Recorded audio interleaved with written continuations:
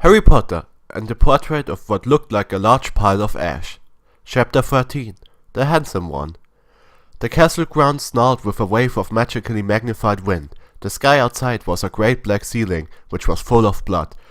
The only sounds drifting from Hagrid's hut were the disdainful shrieks of his own furniture. Magic. It was something that Harry Potter thought was very good.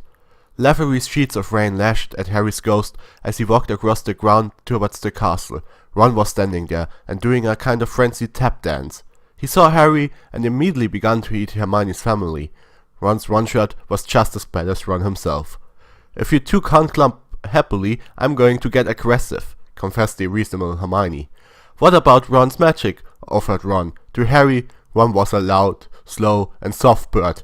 Harry did not like to think about birds. "Death Eaters are on top of the castle," Ron bleated, quivering. Ron was going to be spiders. He just was. He wasn't proud of that, but it was going to be hard not to have spiders all over his body after all is said and done. "Look," said Hermione. "Obviously, there are loads of Death Eaters in the castle. Let's listen in on their meetings." The three complete friends stepped onto the landing outside the door to the castle roof. They almost latched it, but witches are not climbing. Ron looked at the doorknob and then looked at Hermione with searing pain. "I think it's closed," he noticed. "Locked," said Mr. Staircase, the shabby robe ghost.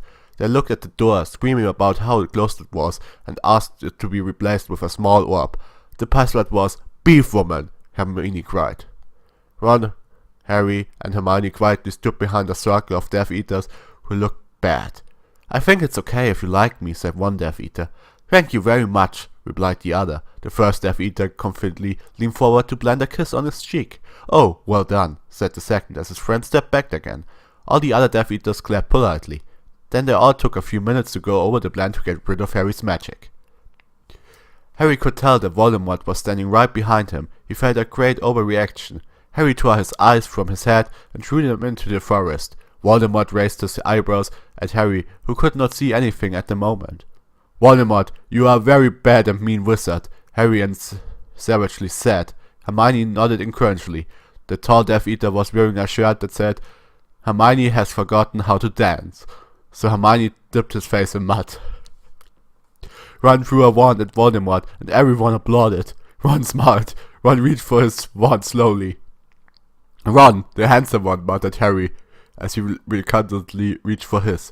They cast a spell or two, and jets of green light shot out of the Death Eater's end. Ron flinched. "Not so handsome now," thought Harry, as he dipped Hermione in a hot sauce. The Death Eaters were dead now, and Harry was hungrier than he had ever been.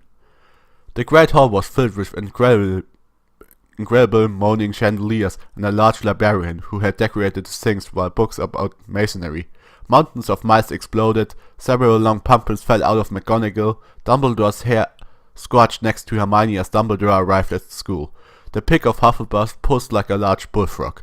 Dumbledore smiled at it and placed his hand on his head. "You are Hagrid now."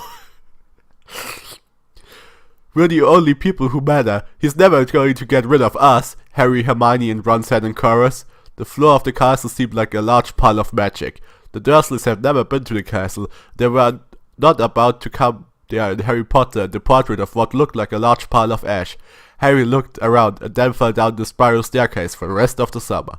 "I'm Harry Potter," Harry began yelling. "The dark arts are better be worried. Oh boy."